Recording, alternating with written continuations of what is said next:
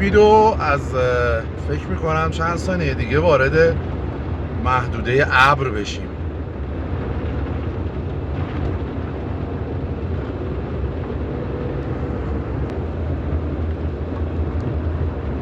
وارد همون محدوده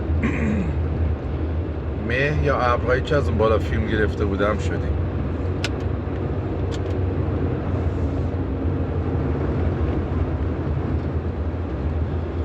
الان ساعت 12:40 شبه.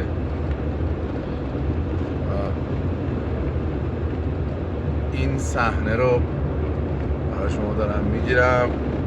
چقدر زیبا، هیچ کسی تو جاده نیست.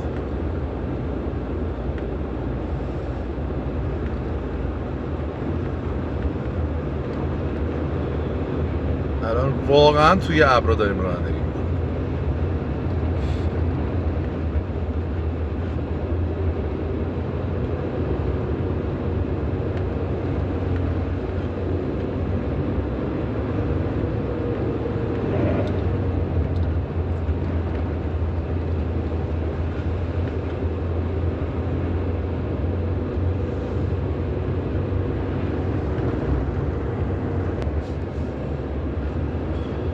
لحظه به لحظه غلظت مه یا ابر داره بیشتر میشه.